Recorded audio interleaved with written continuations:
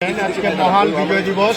আজকে বাংলাদেশের রাজনৈতিক ইতিহাসে একটি তাৎপর্য মণ্ডিত এবং ঐতিহ্যবাহী দিন এই কারণেই যে আপনারা জানেন দীর্ঘদিন যে লড়াই সংগ্রাম করেছিলাম আমরা পশ্চিমা শাসক গোষ্ঠীর বিরুদ্ধে, আমরা পূর্ব পাকিস্তান, সেই পূর্ব পাকিস্তানের সেই তৎকালীন সেই জনগোষ্ঠী ওই পশ্চিমা শাসক গোষ্ঠীর বিরুদ্ধে যে অর্থনৈতিক নিপীড়ন, রাজনৈতিক নিপীড়ন, বঞ্চনার বিরুদ্ধে কিন্তু আমাদের সেই লড়াই ছিল এবং সেই লড়াইয়ের মধ্য দিয়ে আপনারা জানেন অসংখ্য শহীদ রক্ত দিয়েছিল এক সাগর রক্তের বিনিময়ে এবং মা বোনেরা ইজ্জত পর্যন্ত দিয়েছিল সেই পশ্চিমা শাসক গোষ্ঠীর বিরুদ্ধে আমাদের এই দেশকে স্বাধীনতা পাইয়ে দেওয়ার দাবিতে, গণতন্ত্রের দাবিতে, স্বাধীনতার পক্ষের কথা বলার দাবিতে, স্বাধিকারের পক্ষে কথা বলার দাবিতে, আমাদের মায়ের ভাষায় কথা বলার দাবিতে। কিন্তু একদিনে আসে নাই, অনেক শহীদ রক্ত দিয়েছে সেই 52 সাল থেকে শুরু করে 52, 62, 66, 69, 71 সেই মহান আন্দোলনের সিঁড়ি দিয়ে কিন্তু 71-এর স্বাধীনতা যুদ্ধ সংঘটিত হয়েছে। কিন্তু আমরা স্বাধীনতার পর দেখতে পেলাম এই দেশে বহুদলীয় গণতন্ত্রের পরিবর্তে স্বাধীনতার যেটা স্বপ্ন ছিল সেই স্বপ্নকে ধূলিসাৎ করে তৎকালীন শেখ মুজিবুর রহমান দেশের একনায়কত্ব প্রতিষ্ঠিত করেছিল।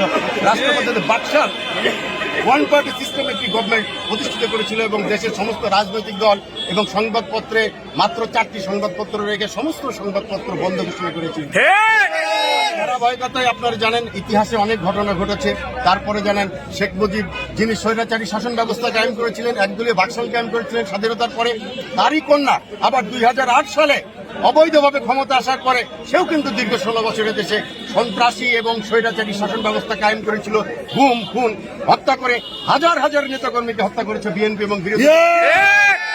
পরবর্তী সময়ে সেই আন্দোলনের ধারাবাহিকতায় দেশনেত্রী বেগম খালেদা জিয়া এবং তারুণ্যের অহংকার তারেক রহমানের নেতৃত্বে যে আন্দোলন হয়েছে সেই আন্দোলনের ধারাবাহিকতায় ছাত্র জনতার গণঅভ্যুত্থানের মধ্য দিয়ে আপনারা জানেন 5ই আগস্ট এই দেশে খুনি হাসিনার পতন ঘটেছে।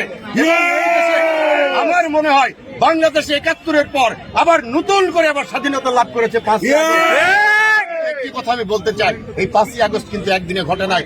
প্রায় 2 সহস্রাধিক ছাত্র যুব জনতা তাদের বুকের তাজা রক্ত ঢেলে দিয়ে এই বাংলাদেশে হাসিনা মুক্ত বাংলাদেশ তৈরিতে সহযোগিতা করেছে। তাদের অবদানকে আমরা শ্রদ্ধার সাথে স্মরণ করি।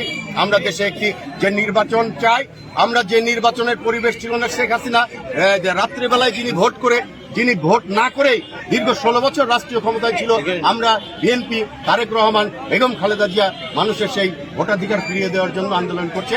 আমরা তত্ত্বাবধায়ক সরকারের কাছে জোর দাবি জানাবো অনতিবিলম্বে সংস্কার করে প্রশাসনের বিভিন্ন স্তরে স্তরে আওয়ামী লীগের যে সমস্ত প্রেতাত্মা রয়েছে তাদেরকে অপসারণ করে অনতিবিলম্বে একটি লেভেল প্লেইং একটি সুষ্ঠু এবং অবাধ নির্বাচনের ব্যবস্থা করা এবং আমাদের জনগণের, বাংলাদেশের জনগণের দৃঢ় আস্থা, দৃঢ় বিশ্বাস এবং আমরা যে ত্যাগী বঞ্চিত বিএনপির নেতাকর্মীদের উদ্যোগে আজকে যে মহান বিজয় দিবস পালন করলাম, র্যালি করলাম, সমাবেশ করছি, এখানে ফুল দিয়েছি, আমরা মনে প্রাণে বিশ্বাস করি যে বাংলাদেশের জনগণ আগামী নির্বাচনে ধানের শীষ প্রতীকে